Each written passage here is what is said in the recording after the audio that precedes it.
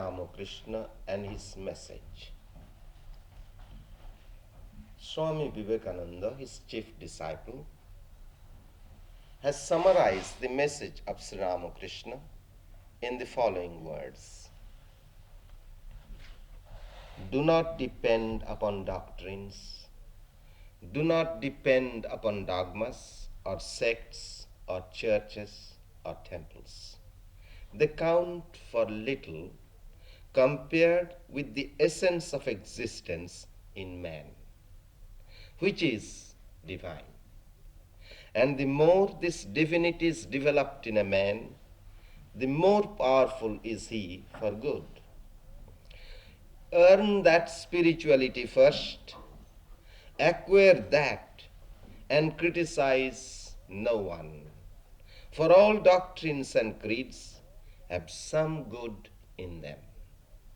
Show by your lives that religion does not mean words or names or sects, but that it means spiritual realization.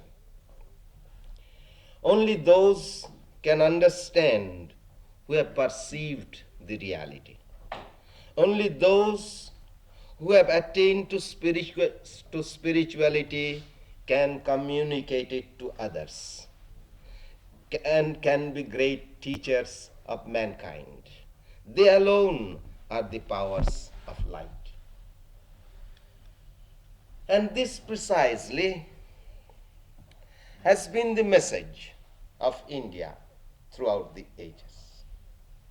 Sri Ramakrishna emphasized that truth by not only by his teachings but by his life example. Now let us try to understand what exactly it means. There is only 2 points to consider. One is that God is. There is no argument, no reasoning, no philosophy, no dogma given. But simply stated, God is. How do you know? Because he can be realized, he can be experienced. You can see him, you can talk to him, you can realize, you can attain your union with him. That this desk exists before me, I do not have to argue, I do not have to reason out, because I see it, I perceive it directly. Similarly, God can be perceived directly. And until we perceive God, until we realize God, religion does not mean a thing. It's merely name, merely talk. You do not become spiritual until that something, that power of perception evolves in you. You see, there are 2 kinds of knowledge. One is known as sense perception. And of course, from sense perception, we can come to certain reasoning and can infer certain truths, but all based upon sense perception. That is one kind of knowledge. We have the senses, and every one of us uses the senses, and we perceive this universe. And we derive knowledge out of it. Then again, there is another kind of perception. It is the supersensuous perception. And until the supersensuous perception develops in an individual, he is not spiritual. Spirituality means the unfoldment of this divine sight, the supersensuous perception. You see, Buddha, for instance, what did he point out about the truth and untruth? Sleep and awakening. That is the difference. That awakening, when that awakening comes, then we perceive God. You see, you are blind, you don't see color. That doesn't mean that the color doesn't exist. Similarly, just because we are blind, not blind, we are sleeping. And we have to be awakened. When Jesus pointed out, you have to be born in spirit, what does it mean? It is that awakening. And this is what Sri Ramakrishna emphasized, that you have to have that awakening in order to be spiritual. Spirituality, religion, is not in dogmas or creeds or doctrines. Now again, when we come to that understanding, that religion is an experience of the truth of God, then where is the difference between one religion and another? Any religion, any path that would help you to unfold that vision, that is a path, that is a religion. And can anybody deny that Christianity leads you to that? Hinduism leads you to that? Buddhism leads you to that? Judaism leads you to that? I do not mean just Hindus and Christians and Jews and Buddhists who just become followers in name. I do not mean that. But every religion has produced what you call saints. And this saintliness is spirituality. Otherwise, we mere talk religion. Now again, this power to unfold that vision exists in every one of us. As long as you are a human being, there is a possibility of that. That power is latent in every individual. And until that power becomes manifest, we are in the human plane. You are man. You have to be a God man. Man is in the center. You can be a beast man or a God man. And to become God man is the ideal of every human being. It has to be the ideal of every human being. Now again, where is God to be found? God is within. It is in your consciousness. What is this awakening? It is in your awareness, in your consciousness. You see, in every religion you find this truth brought out, how the kingdom of God is within. And it is literally within. In every one of us, there is a Christ concealed, hidden. And we have to uncover that Christ within. And you see, if I were to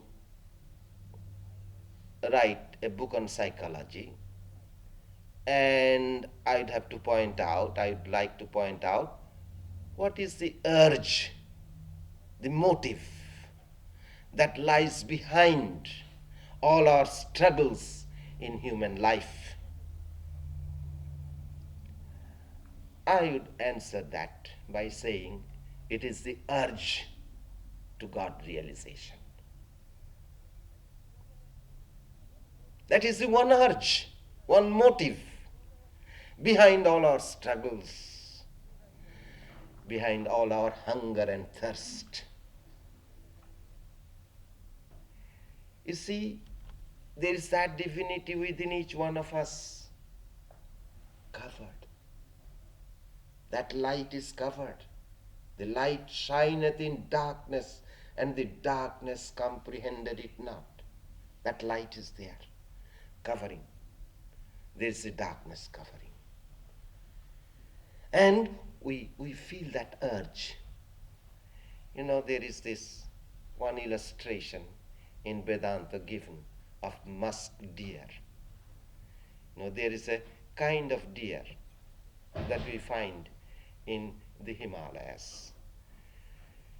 And these deers grow musk in their navel. And when that musk grows, the deer begins to get the fragrance of it, but does not know where from this fragrance coming. And so the deer is in search of that fragrance and goes always outside, here, there, everywhere. Becomes crazy to get hold of that fragrance, ultimately dashes himself against a rock and dies without finding it. And somebody else takes away that musk, and you American girls have the perfume. The same way, we feel that fragrance. We want God. We don't know. When we are seeking for pleasures, enjoyments, when we want life, what is it we are seeking God? And ultimately, we find out that our search outside is futile, leads us to frustration. Then we begin our search within. You see, anybody who is seeking for pleasures in the world is lustful. He's really seeking God, only he doesn't know. It is the fulfillment that he seeks. But that fulfillment is not to be found in the senses. But it is not that you have to do away with the senses and everything. You have to have an experience. Nature gives you some experience, and then nature leads you to freedom. You see, this whole nature exists for two purposes.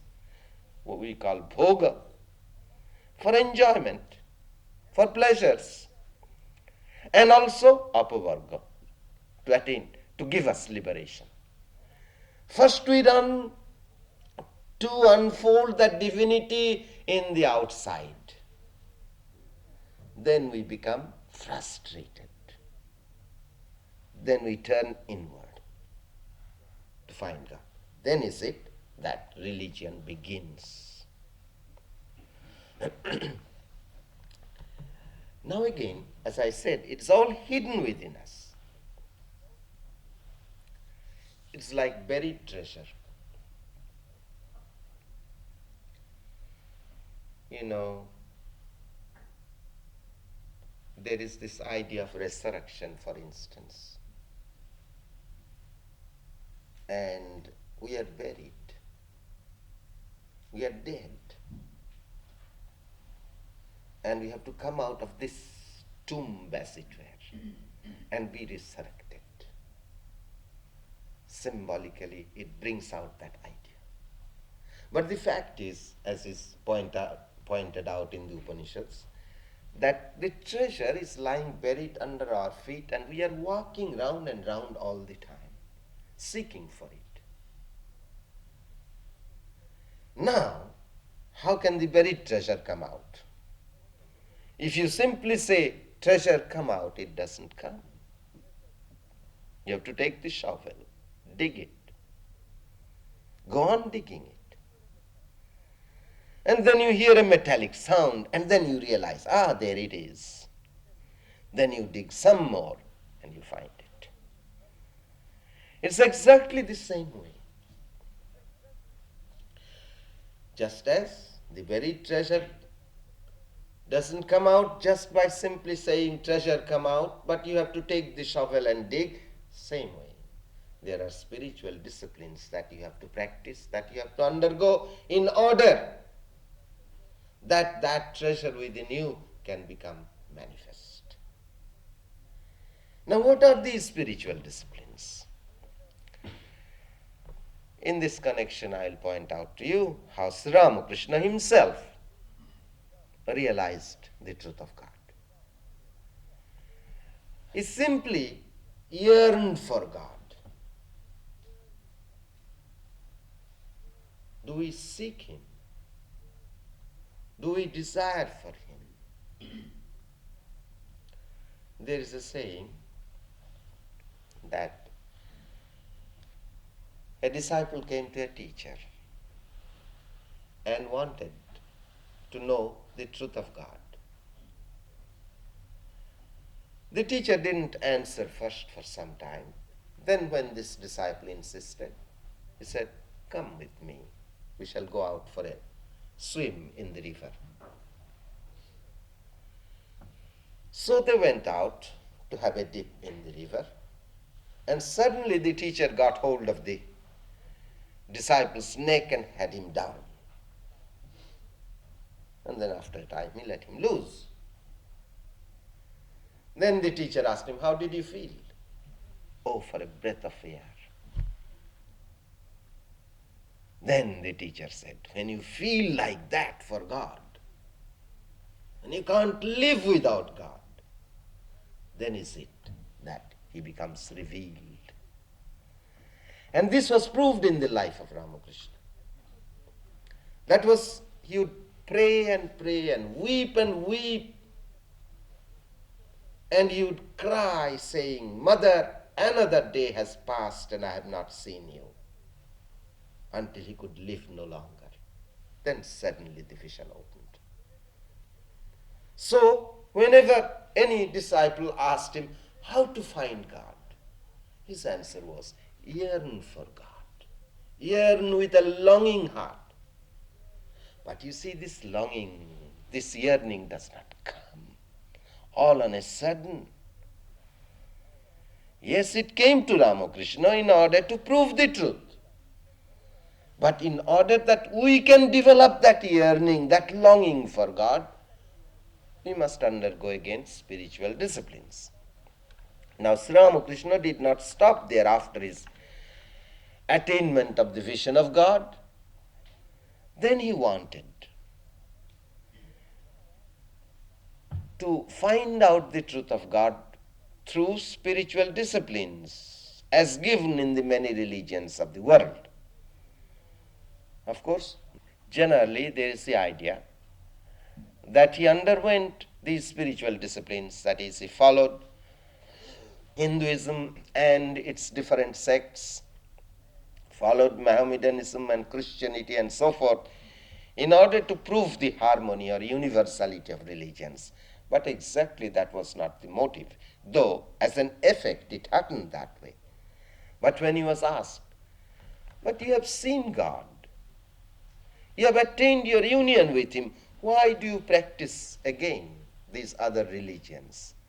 And his answer was, God is infinite. Infinite are his aspects. I want to taste the bliss of God in as many aspects as I can. So that was the motive behind it. And there came to him, whenever he wanted to practice any particular religion, a teacher would come. And there came to him one teacher, and it's very interesting that his first teacher was a woman. I mention this particularly because there is a misunderstanding in this country. A great misunderstanding. Of course, your women are free. They are equal to men. They want to be equal. But there is an inferiority complex. That is why you try to be equal. What is this inferiority complex? In my stay in this country, I have met women who have come to me and earnestly asked me, is it possible for a woman to know God? Is there not one? I have met such, who can't exactly have that firm belief that it is possible for women to realize God. But you see, in the self, in the inner spirit, there is no sex, no difference between male and female there. And so, as if it were to prove to the world that Sri Ramakrishna accepted woman as his first teacher. And he under this lady, a Brahmani as she was known, was well versed in the scriptures and was a woman of great attainments. And she made Sri Ramakrishna undergo 64 kinds of spiritual disciplines. And through each one of these, Sri Ramakrishna succeeded in attaining the supreme truth. Then he followed, you see this, what he followed under this tutorship of this Brahmani, it was worshipping God as mother. Now again, he began worshipping Rama, a divine incarnation, and Krishna, another divine incarnation, by following the path of love and devotion. Then a Vedantist came, a non-dualist monk, and under him, he followed the practice of Jnana Yoga, path of knowledge, and attained the supreme samadhi. And it is said that this great teacher, Totapuri, the Vedantic teacher, was surprised to see that what it took him 40 years to achieve, this man got that in one day. He couldn't believe his eyes. So he tested him in many ways, then found out it was true that he had attained Nirvikalpa Samadhi. Then again, he wanted to realize the bliss of God as the Sufi mystics, the Mohammedans, had realized. So he became a Mohammedan and followed the path of Sufism. Then after some years, he became interested in Christianity. There was one scholar who used to come and read the Bible to him and explain to him, which interested him. Then one day, in a gentleman's home, in the parlor, he saw the picture of Madonna, and he was staring and staring at it. Suddenly that picture became living. And he could not get away from the thought of Jesus for 3 days and 3 nights. And then on the 3rd day, he saw Jesus walking towards him and became merged in his form. Thus, what are the disciplines that Sri Ramakrishna had taught? If you ask me, I'd say that as he found that every religion, every path is a path to unite ourselves with God. So whatever path you follow, if you are a Christian, follow the path of Jesus. If you are a Buddhist, follow the path of Buddha. Any path that appeals to you, follow that, and it will lead you to the highest goal. But then again, as we analyze all these many religions of the world, they can be classified under 4 heads, what we Hindus call yogas. Path of union through action, service, through meditation, through discrimination, and through devotion. These are the 4 paths. And what is the path that Sri Ramakrishna had advocated? He advocated a harmonious combination of all the 4 yogas. But then again, in different temperaments, one may emphasize upon the one path or upon the other. And when this emphasis comes, then there are 2 paths, path of knowledge or path of devotion. Path of action or work and path of meditation become common. But one can emphasize upon knowledge or upon devotion. But Sri Ramakrishna pointed out that except for exceptional few, for the general people, it is best to follow the path of devotion. In order that you can follow the path of knowledge, you have to have certain disciplines and preparations. Otherwise, it is very hard, very difficult, and it can be misunderstood very easily. There is illustration given there was one so-called holy man that came to live at Dakshineshwar, where Sri Ramakrishna was living. And Sri Ramakrishna found out that he was living not a very moral life. And so he accosted him and said, "How is it? You have taken the garb of a holy man. Why don't you correct yourself? Why do you live such immoral life?" And his answer was, "Is not everything unreal? The universe is unreal. And so what I am doing is unreal." See, because Jnana Yoga teaches that God alone, Brahman alone is real. Everything else is illusory. And then Sri Ramakrishna said, "If that is your Vedanta, I spit on it." You see, you have to be ready for it. And so he advocated emphasis on the path of devotion. And it is pointed out that love and knowledge in their supreme aspect are one and the same. In other words, if you love God, you will attain the illumined knowledge of God. And when you have the illumined knowledge of God, you cannot but love God. They become identified. Then, as I said, that path of meditation, that is common. Whatever path you may follow, you have to meditate and meditate and meditate. That is what Christ teaches, what Buddha teaches, what Krishna teaches, what every great teacher teaches. What is this meditation? To keep our mind fixed in God. Pray unceasingly. Through work, through devotion, through discrimination, keep your mind fixed in God. Now again, to fix our mind in God, we have to understand what God is. Now here again, Sri Ramakrishna pointed out that what God is in his ultimate reality is something that is inexpressible, unthinkable, beyond our thoughts' range.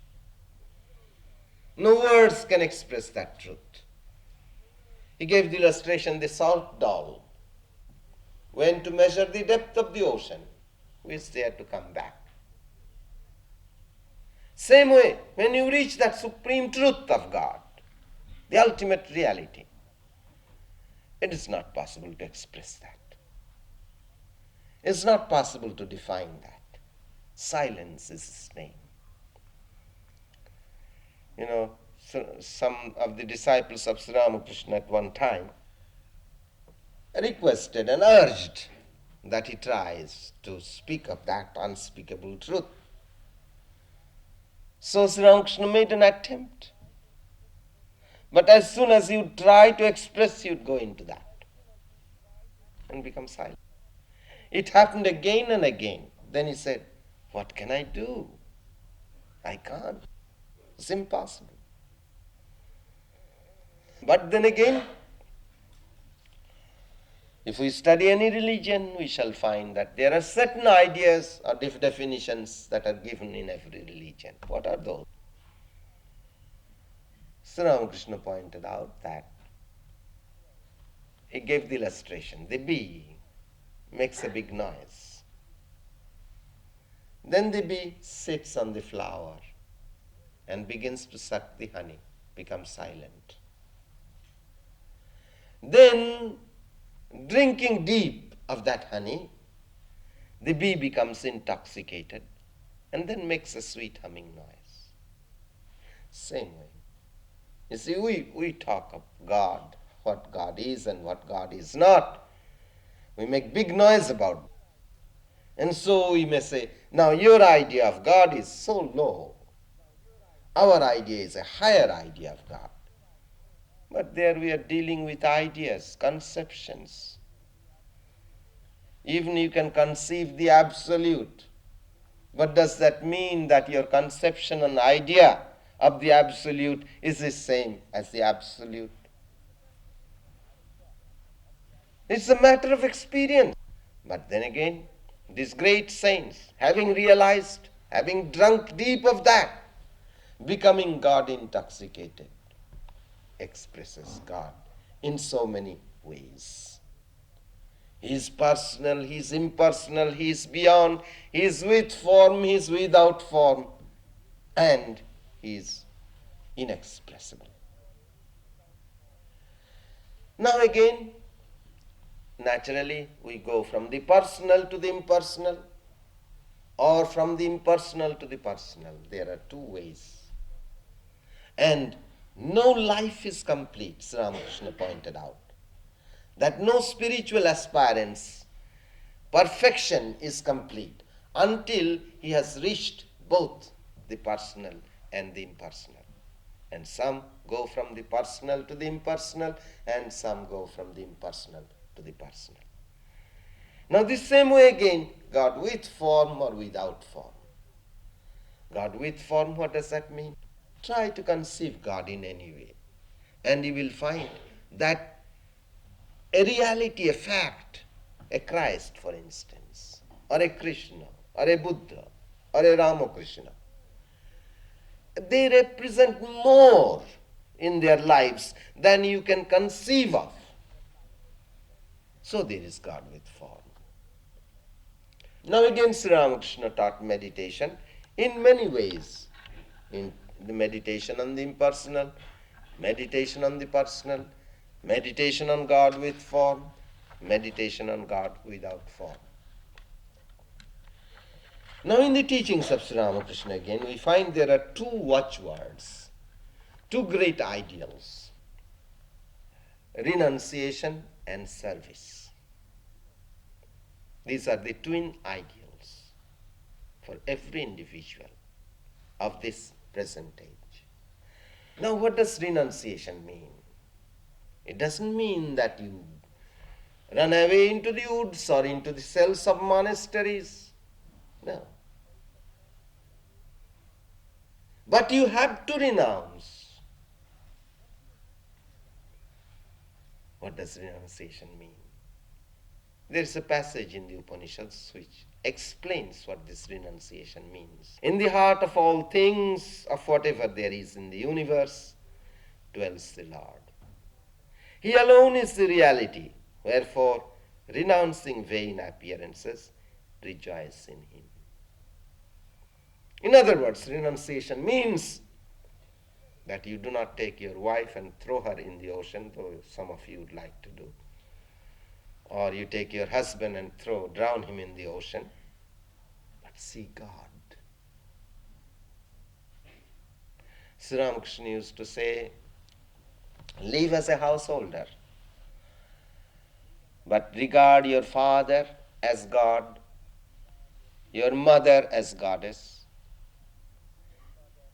See the baby Krishna in your son, see the divine mother in your daughter, and see the goddess in your wife. That is renunciation. And that is a fact, you see. And that is the experience that comes as the highest supreme experience, when you see God in every face. Sri Ramakrishna one time said to his disciples, you are all seated here, but what do I see? Rama in so many forms, God in so many forms. And you see, whatever you think, you become. But this is not hypnotism again. It's not self-hypnosis. Because we can imagine, we can think of God in our way. But when the actual experience comes, it is not the same way. Something different, something more and something greater than we could ever conceive or think or imagine. So that is what he meant by renunciation. Then he pointed out that for any individual to just try or struggle to have liberation for himself is a very low ideal. That you want just to find God for yourself. That is a low ideal. To find God for yourself, to find liberation for yourself, and to serve all mankind. At one time, Swami Vivekananda, when he was a young boy and he came to Sri Ramakrishna, and he had some taste of the bliss of God, he was asked, Naren, that's how he was called, what is the ideal that you aspire for? How do you like to live? And what is it you wish to achieve? He said, I'd like to live in Samadhi all the time, come out occasionally in order to eat and drink, and so that this body can live, and then again become absorbed in Samadhi. And Sri Ramakrishna said, shame on you. I thought you were greater than that. And then he pointed out the ideal. It's not just to attain that bliss for yourself, but to give that bliss to others. My master one time said to me, go and meditate, make japa. Find that bliss within. Then your heart will go out for others, feeling why, when there is that mine of bliss, why they suffer unnecessarily. Now in this connection again, this service, there is a very interesting story. What exactly Sri Ramakrishna meant by service. One time Sri Ramakrishna, in an ecstatic state, was thinking of another great saint who preceded him, Sri Chaitanya. And he was muttering his teaching, devotion to God and compassion for mankind. Compassion. Oh, no. Who am I to be compassionate? I am so insignificant. Who am I to be compassionate? Serve. It's not God in every being. There is the truth that he brought out. There is God in every being. So why do you have not compassion, but service? Not helping, but serving, worshipping. So you see, that is the truth. See God in every being and serve God in mankind, in every creature. Then there are, if we study the many religions of the world, we shall find that in their doctrines or in their philosophy, there are three schools of thought: dualists, qualified monists, and non-dualists. That is, those who believe that I am the creature and God is the creator. I am the servant, God is the master. Dualism. That we are creatures and he is the creator. Then there is another school of thought which says God is the whole and I am the part of that. And another school of thought considers I am one with him. Atman, the self, and Brahman, God, are one, no two.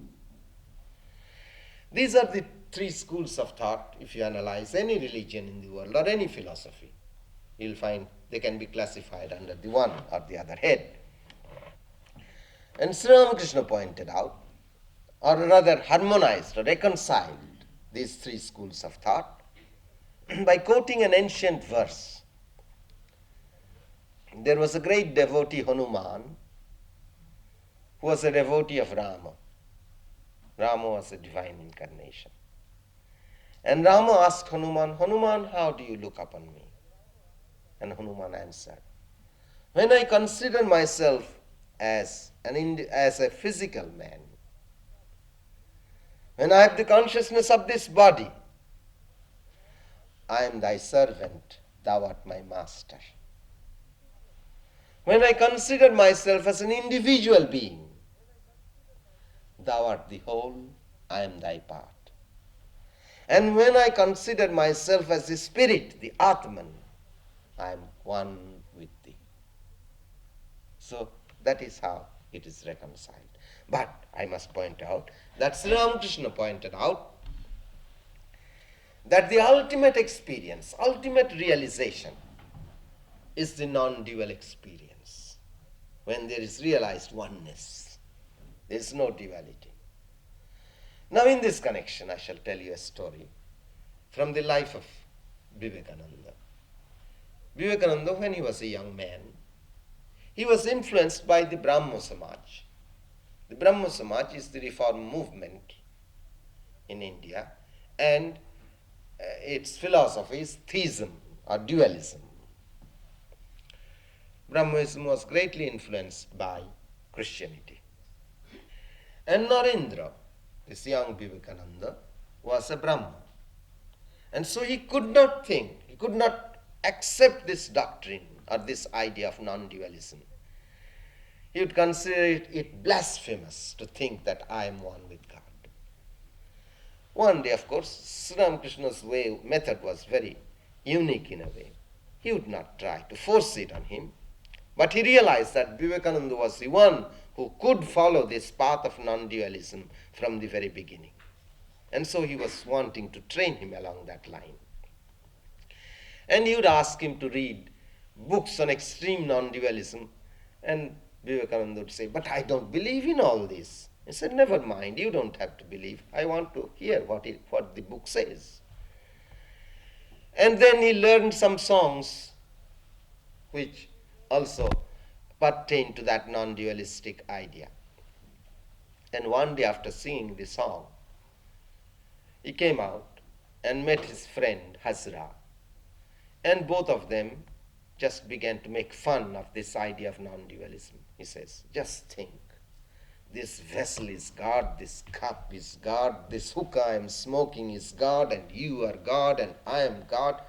What nonsense. And they were laughing and joking about it. Sri Ramakrishna overheard them, and he came out, and with a smile he said, what are you talking about? Oh, I understand. And he gave a touch to Vivekananda. And then Vivekananda tells his experience after that touch, and I will quote him. That strange touch immediately brought a complete revolution over my mind. Wherever I looked, I saw Brahman and Brahman alone. I lived in that consciousness the whole day. I returned home, and that same experience continued. When I sat down to eat, I saw that the food, the plate, the server, and I myself, all were Brahman. I took one or two morsels of food and again was absorbed in that consciousness. All the while, whether eating or lying down or going to college, I had the same experience. While walking in the streets, I noticed cabs plying, but did not feel inclined to move out of the way. I felt that the cabs and myself were made of the same substance. When this state changed a little, the world began to appear to me as a dream. While walking in Cornwallis Square, I struck my head against the iron railings to see if they were real or only a dream. After several days, when I returned to the normal plane, I realized that I had had a glimpse of non-dual consciousness. Since then, I have never doubted the truth of non-dualism. Now, in conclusion, I shall quote to you from a lecture by Vivekananda, and it seems to me it's an echo of the message of his beloved master. He says, the self is the essence of this universe, the essence of all souls. It is the essence of your own life. Nay, thou art that. You are one with this universe.